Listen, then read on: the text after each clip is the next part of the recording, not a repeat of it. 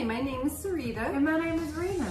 We are both past patients with Mexico Bariatric Center, and we are here to break the stigma of having weight loss surgery in Tijuana, Mexico. We will be covering all things bariatric to help you get the most out of this weight loss journey. Hey, friends. Hey, friends. Hi. Welcome to Can You Stomach This? Yes, another episode. Yes, another episode. We're so excited to bring this episode to you today. Yes. So I'm going to let Sarita tell you what we're talking about. Okay, so I had posted a post. I had posted something on Facebook on our main support group page and inside Mexico Bariatric. Mm-hmm. So the post was, I lost weight, but I also lost ... Dum. Yeah. So it generated over 200 responses. So I went through every single comment and I pulled off everything. And they were fun comments. And they were fun comments, and they were so true. Yes. Things that you might not even think about.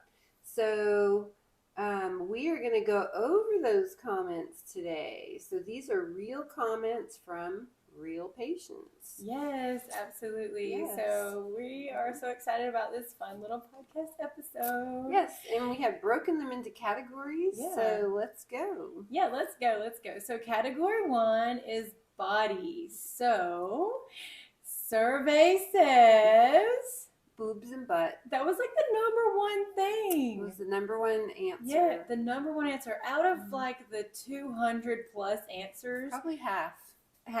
Yeah, at least boobs and butt. Was boobs and butt. Yeah.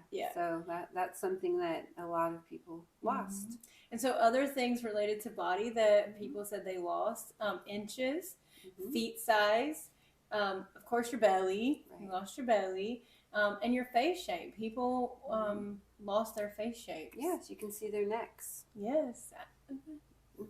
Yeah. Yes. Oh, and we have clavicles. Clavicles. It's a clavicle. We have a clavicle. It's a clavicle. Yes. So for me, one of the things that I lost, Rita, what I lost was cushioning for comfort. I lost that too. Yeah. I found the tailbone. I think we both did. Yeah, we both found our tailbones. Yes. I didn't know that existed. Right. I think mine grew after surgery. Yeah, I feel like it grew out bigger, like we had tails. We were sitting on the bones. I didn't have one before. Yeah, so, you lose your padding, your insulation. Mm-hmm. So it's harder to sit in one place for a long time, whether it's driving or flying an airplane. It gets really uncomfortable sometimes. Mm-hmm. Especially in like straight back chairs. Yes, but it's worth it. Oh yeah, worth it. I would listen. I can grab a cushion. I can grab a cushion, a removable cushion. I don't need like a permanent cushion. Right. I can sit on a pillow. Yeah. Like a memory foam. For sure. Mm-hmm. And so being in boobs and butt was like the number one thing. I want to just throw out there that in terms of body image, body does change. It changes a lot. Some people even resort to like body contouring to help like get back that boobs and butt, so to speak, or just kind of some shaping or whatever. So cosmetic surgery is always a thing after, not always, but for some people, they want to do that to correct loose skin or shaping things. What is something else you can do after surgery? It's for body. So this is what I did. I did body recomposition, and so I reshaped my body through exercise, strength training, and yoga. I actually gained 20 pounds over COVID, and I have lost it now, but I took that 20 pounds and reshaped my booty. Oh. Surprisingly, I can't even believe this happened, but You built up some booty muscle? I built up some booty muscle, and so now it's not flat. I actually have one. So that was good. So you got that booty flex. Yeah. So body recomposition is a thing. A lot of patients do it. Really is. I have a trainer who helped me through that. So thank you so much. Yeah. Honestly, some of your training and things that you do, it's really motivational to me. Yeah, you're my inspiration. Yay. I'm happy. I would like to inspire everyone to. I think you do. stay active, keep active, and like it's just so life changing.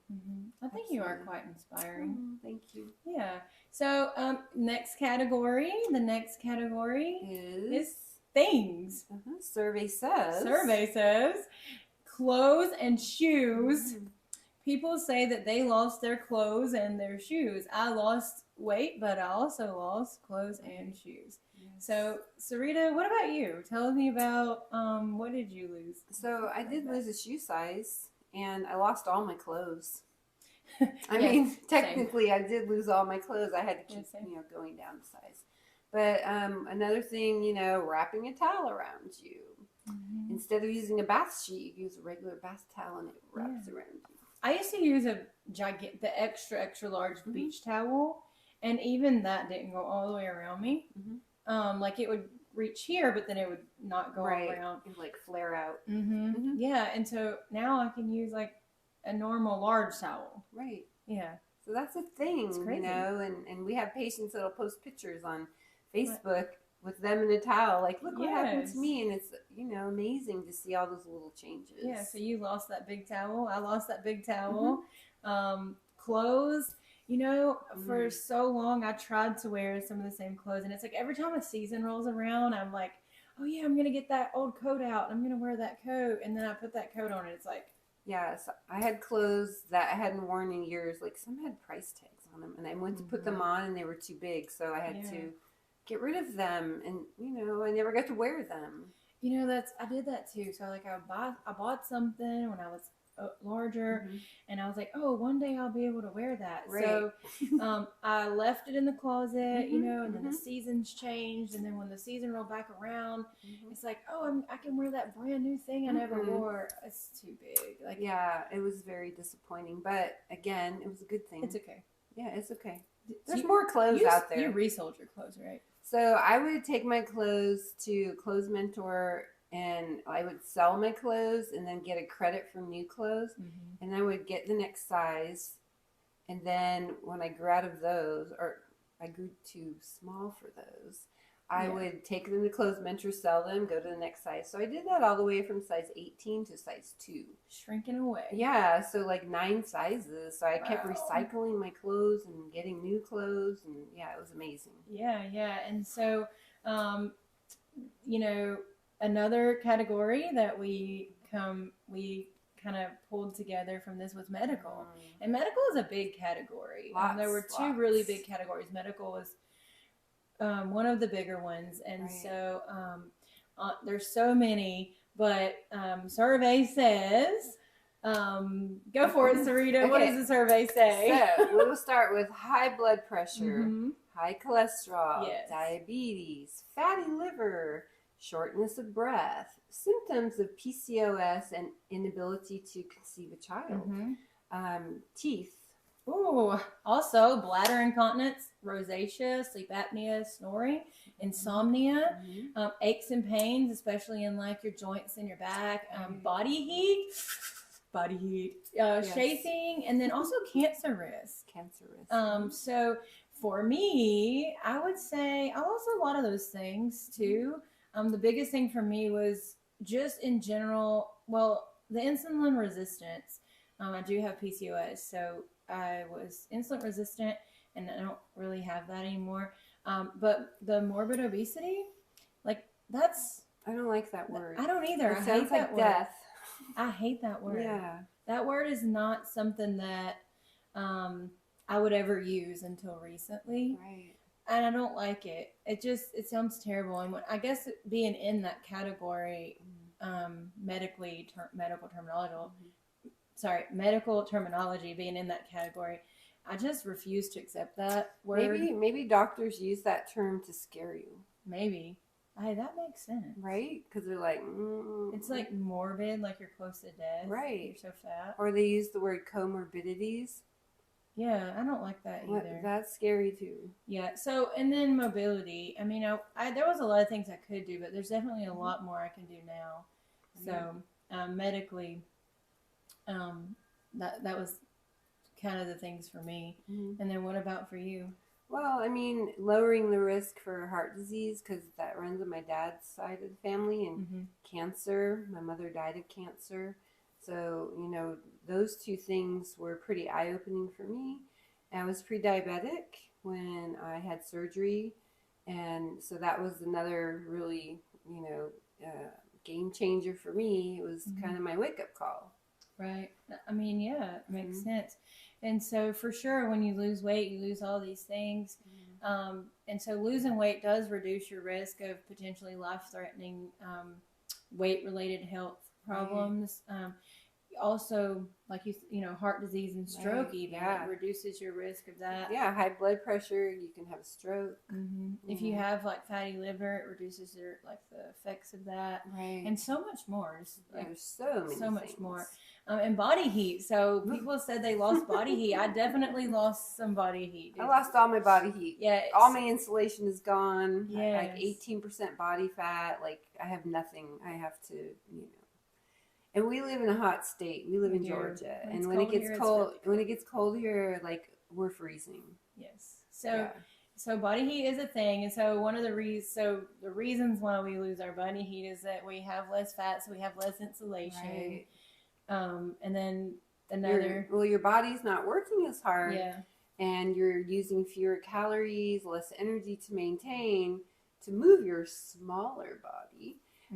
The less energy you use, the less heat generated by your body. So yeah, it makes sense. You're just not working up that heater like you used to.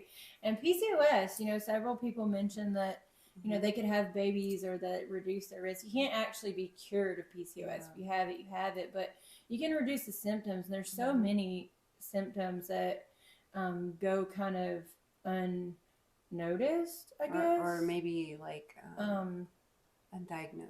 Yeah, undiagnosed.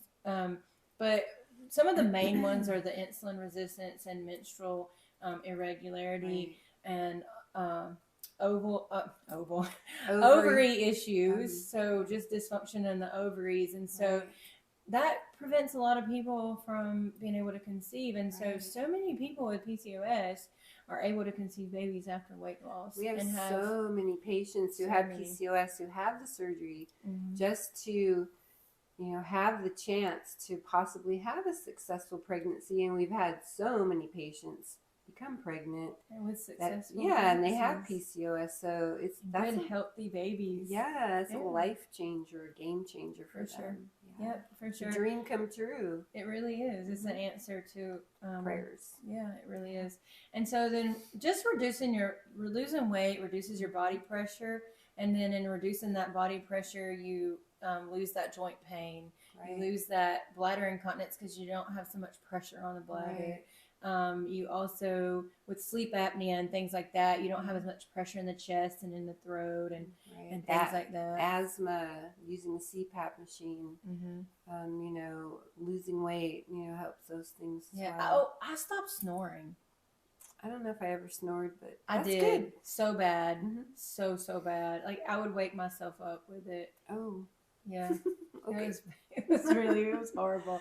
I actually used to fall asleep on my phone, like just Facebooking or whatever, and I would like call people and leave voicemails. Me just snoring. I never did that. Sounded like a monster. I did this. Knee pressure. Yeah. For every pound you lose, you take 4 pounds of pressure off your knees. So can you imagine if you lost 100 pounds, you took 400 pounds of pressure off your knees? That is like unbelievable.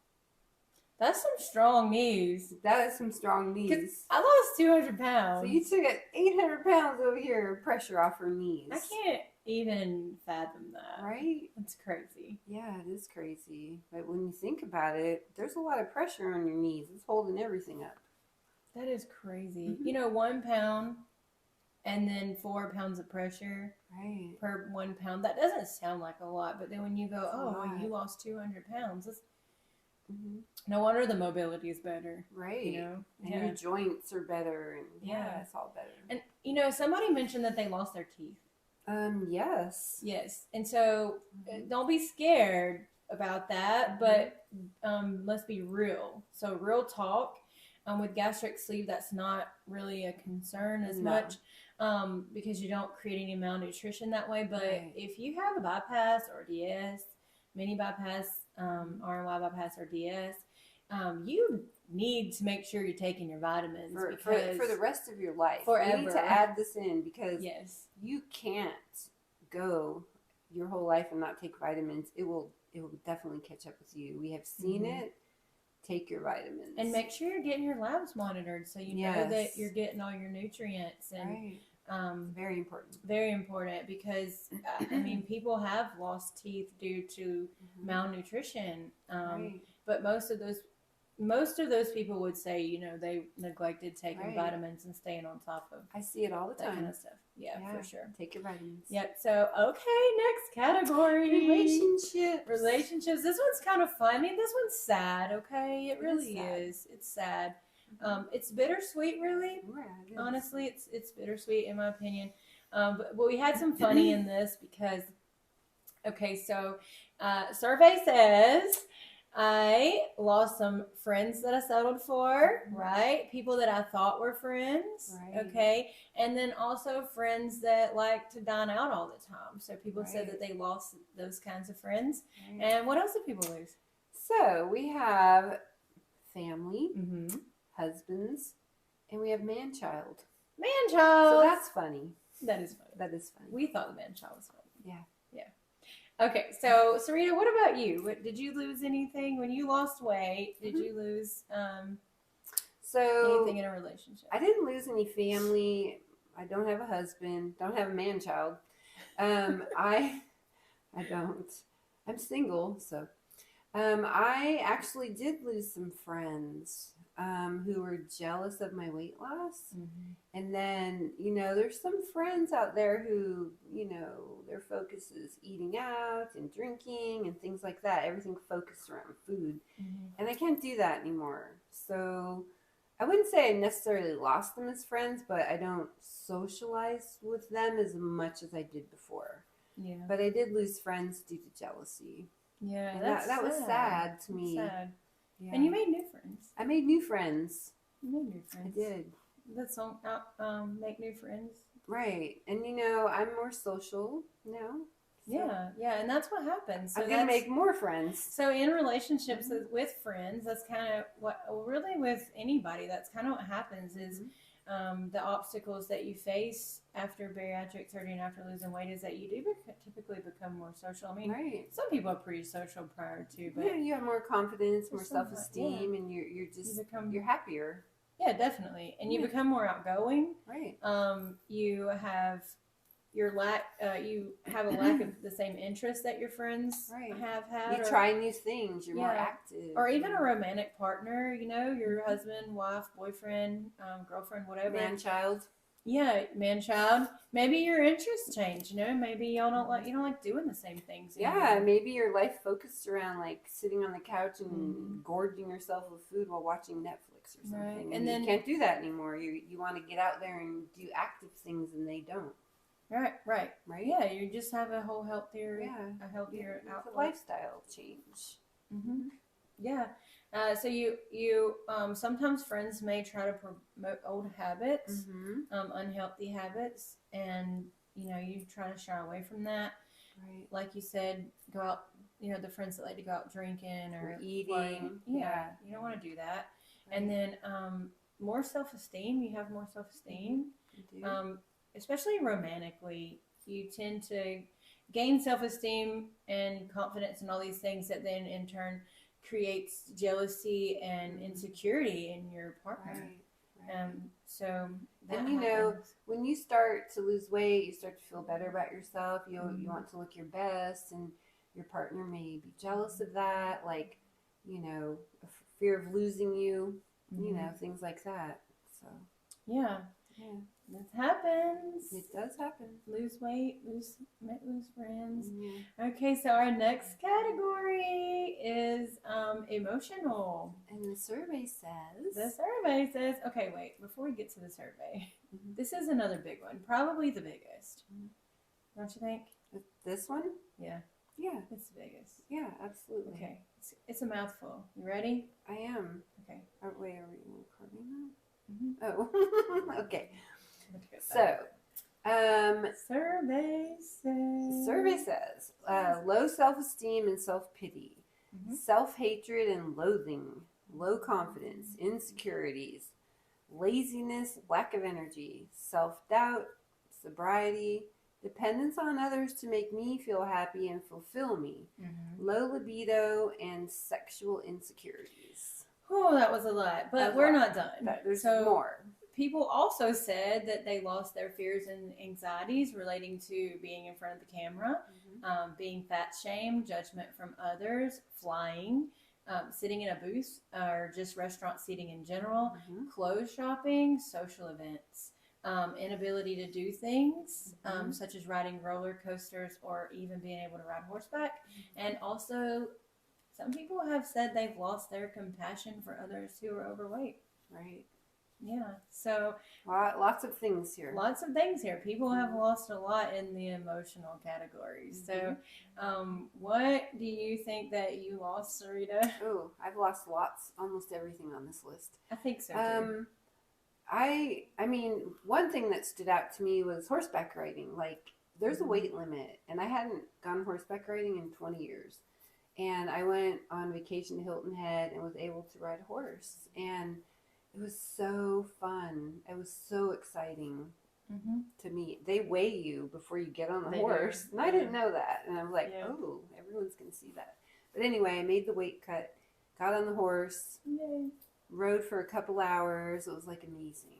That is awesome. That's awesome. So similar, I think I lost like almost all these things. Not sobriety. I didn't lose sobriety. I mean, because I'm not a drinker. Yeah, but we can touch on that in a second. But I was able to ride roller coasters this year with my kids for the first time in forever. I'm so super excited about that. So I did lose that inability. I'm also not worried about the camera. Oh, that's a big thing. Like, I never wanted my picture taken. Now it's like, I don't care anymore. Take it all the time. Yeah. Me too. Together. We take pictures when we go places. For sure. And then seating, like seating in restaurants, that was a big deal to me.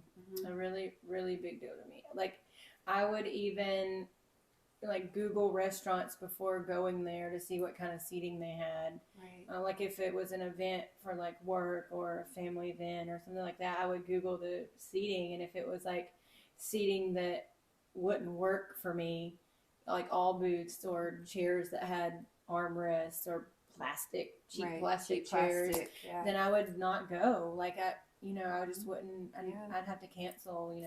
Have a reason that I couldn't go.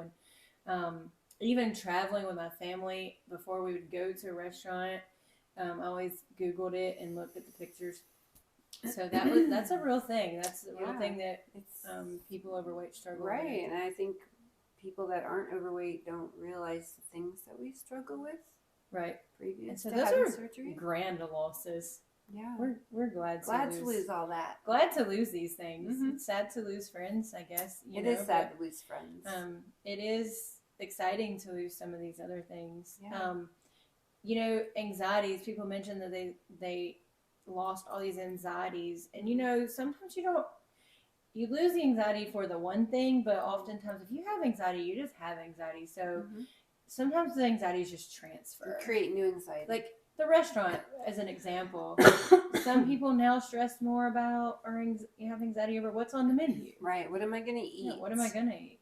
Right. I'll Google the menu and I'll look at it before I go. Yeah. I would do it for patients if they're going somewhere and they'll say, hey, can you help me?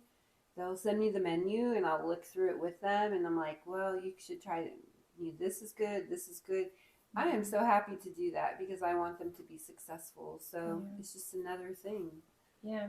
Yeah. And then when you become like a seasoned vet post-op, you don't really worry so much about the menus anymore. No, there's always something you can There's always something to eat. But in the beginning stages, you don't know. You don't know. You don't know. You're like just so accustomed to making your own food and being prepared. Right. then you have to start going out and you're like, oh no, what can I eat? Yeah, it's overwhelming. Meat and vegetables. Everybody everywhere has meat and vegetables. Right. And if it comes with something that you can't have, just say, hold this, hold the bun. Yeah. Don't put potatoes on my plate, or, don't give me bread with my meal. You can do so many things. Yeah, and if you happen to have another post-bariatric friend, you can share appetizers. Yes, you can share an appetizer like we do. Yes, we do appetizer and still have leftovers. We do that. We're cheap dates. We do that, right? For sure. Mm-hmm. For sure. Yeah. We get to choose better places. Right. Fancier places. Oh, yeah. Because we're just going to eat less. We're not having entrees. True. So, also, you lose all those fears and anxieties, and you gain all that self-confidence. Right. And of course, because you feel better, you look better. You take better care of yourself. You do. Like self-worth. Yeah, like I do a regular pedicure. I get my hair, highlighted every 6 weeks, and I just do things for me. Like, and I feel better. I look better. I always want to look my best. Mm-hmm. Where I didn't before. I didn't care. Right. I didn't care. Right. I felt like no one else cared either. Yeah, so, I cared before. Well, I did care, but now I really care. I really care. Like I put that. It's like I care about me. Mm-hmm, I do. I don't care what other people think. I care worth about me. it. I am worth it. Right. You are worth it. We have self-worth now. It's true. Yeah. Self-worth. Yeah. And then I want to touch on too. So, people have lost the compassion for others overweight, and to be honest, I've been through that phase. Mm-hmm. I think at the end of the day, I do still have compassion. I do. But maybe I feel sorry for people sometimes. I don't really know how to say that. But I just want everybody to go from where I was to where I am. Yeah, like I want everyone to know what is possible. Mm-hmm. Like you could, change something in your life, and you could be so much more active and healthier. Like at my age, I'll be 59 next Sunday, actually. Mm-hmm. And again, my health is my priority. And nobody believes how old she is. There's no way she's 50. I am. But I don't believe her. That's my health is my priority. And it shows. Yeah, thank you. It shows just in that, you're not 59. Like I don't feel 59. You don't act I don't feel like it or act like it. But also like I was saying, I've heard people say this and they feel like it's taboo to feel or think that way. You're not alone. I've had conversations with so many people who have had surgery, and they go through those phases too, and it doesn't make you a bad person to look at another overweight person gorging themselves on food and think, ugh. Like it doesn't make you a bad person to think that. Maybe it's like, ooh, I used to do that. Yeah. I don't know. Or for me, one time I saw this young lady she actually had 2 double quarter pounders, a very large fry, and a large drink. And I just remember as I was walking past her, I remember thinking, you don't have to do that. Mm-hmm. And I'm not saying this girl was miserable. I know me. She could have been the happiest human in the world. But my thought was more for her health. Yes. And I was thinking, because she was very overweight, and I was thinking, you don't have to do that. You can be healthy. Mm-hmm. And I felt condemned for thinking that. But then in another conversation, I found I'm not alone. So I wanted to say, don't feel alone if you have gone through that. So, all right. So back to our next subject. Nutrition. Or nutrition. Yes. Yeah, nutritional Survey category. Says, sweet tooth, obsession to eat, and passion for eating. Mm-hmm. Ability to enjoy dairy and other foods you were once passionate about. Mm-hmm. Events surrounded by meals, like everything is focused around food when you go to certain events. Yeah, and even hosting events, we think, what kind of food are we going to provide for this event? And so nutritionally, you kind of lose that focus. You lose the thought of planning events around food. Right. However, I do love to cook. This is true. I do. I love to cook. But then I'm like, well, I can't eat all this food. I can't eat this type of food, but I still love it. So I end up feeding other people. I feed her. I'm not even gonna lie. Like we are post bariatric, but they both love food, just in small quantities. Right. And we focus on our protein first. So yeah, really. Except when I ate that cracker with that jelly on it earlier. Okay. I'm not sure where you got that cracker. Who knows? No, really. So back to that. For me, some of the things that I lost in nutritionally, somebody had said, their taste changed. They lost their sweet tooth, or that their taste buds changed. And for me, it was the pickle switch. What's a pickle switch? Okay. I've never heard of that. Okay, so I call it the pickle switch. And so I loved dill pickles prior to surgery. Like, I love them. I ate them all the time. They're really good filler food. Like, if you're, pre-surgery. Right. You don't really need filler food post-surgery. But pre-surgery, you've ate your meat, you've ate your vegetables, and you're still hungry. You can eat pickles. Like, you can literally eat all the pickles you want. So I would eat pickles. Like, I remember walking around with a jar of pickles at one point in time. Okay. I like pickles. Yeah, so dill pickles, I love them. But and sweet pickles, I hated them. They were disgusting. So this is where the pickle switch comes in. I can't stand dill pickles anymore. They're so gross. Like, when I bite into one, I make that face, it's like horrible. I hate it. But I love sweet pickles now.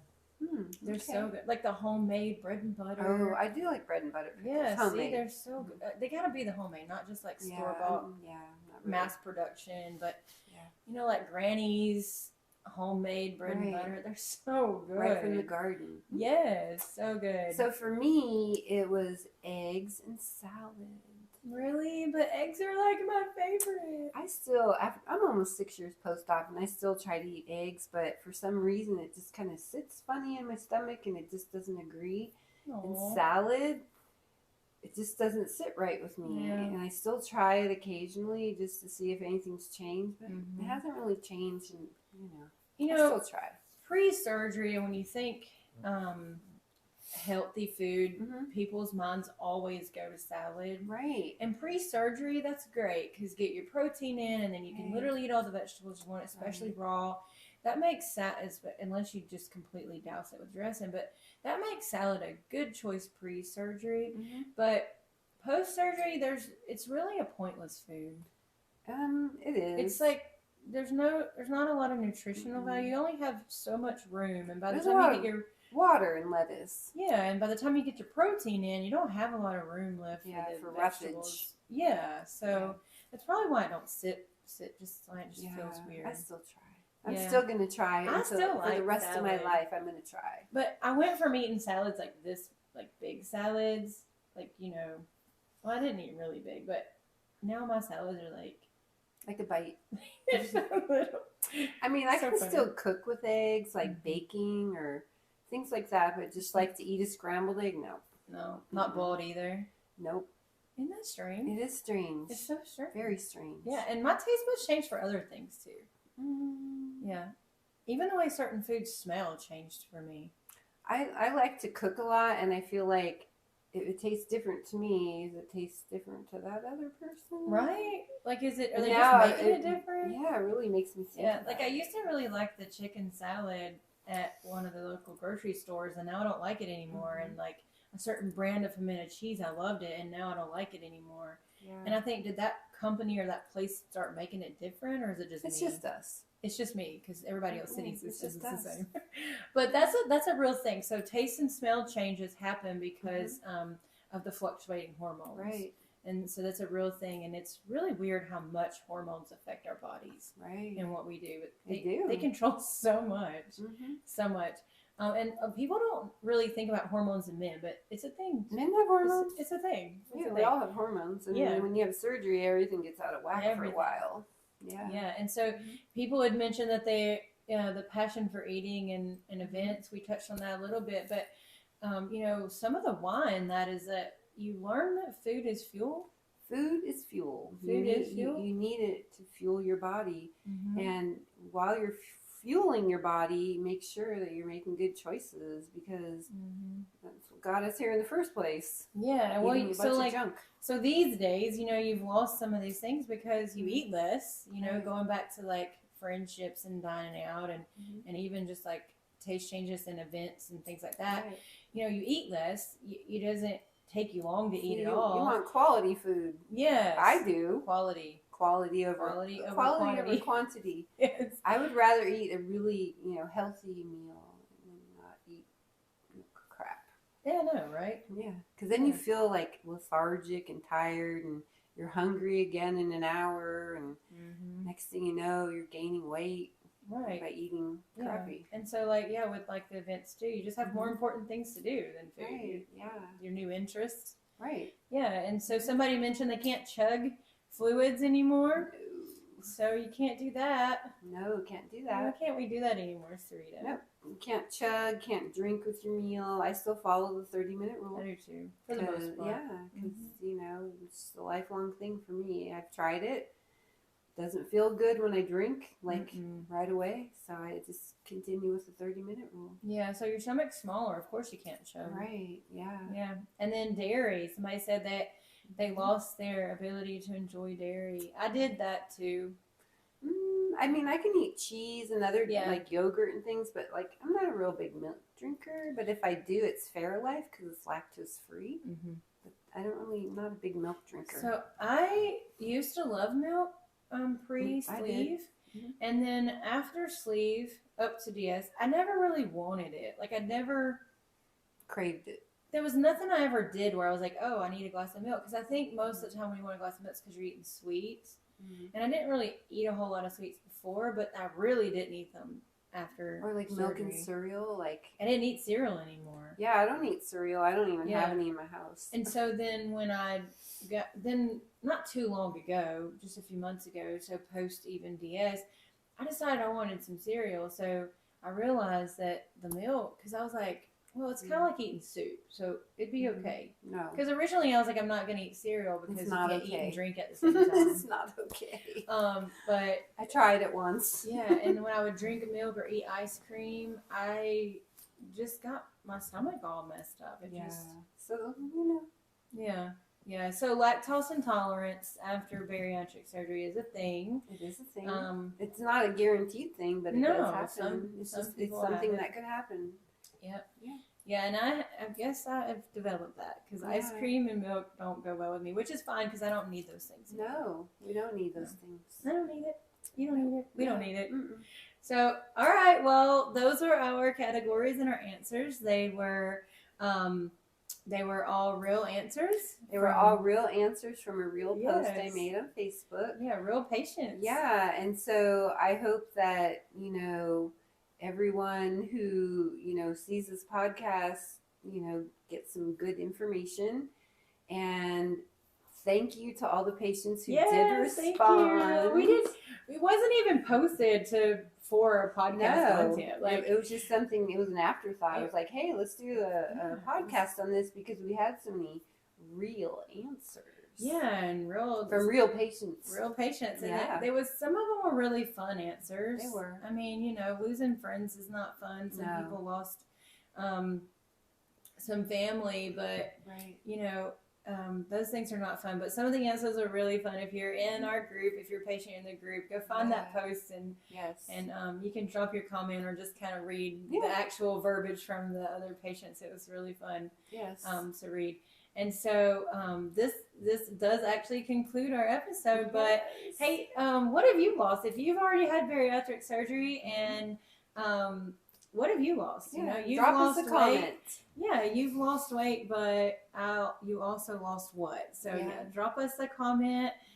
Tell us what you lost, and then also, listen, we're always open. If you have questions that you want answered about bariatric surgery, feel free to call or text or email us. And our info is in the info section and also at the end.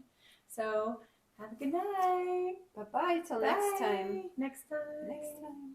If you have any questions or want to share your bariatric weight loss journey, you can call or text us at 480-999-4826 or send an email to podcast@mexicobariatriccenter.com. You can also follow Mexico Bariatric Center on Facebook, Instagram, and Twitter. Keep in mind, these are the opinions of the host The views represented do not reflect or define the values of Mexico Bariatric Center. This podcast is sponsored by Emerge Bariatrics and Mexico Bariatric Center. Please visit MexicoBariatricCenter.com for more information.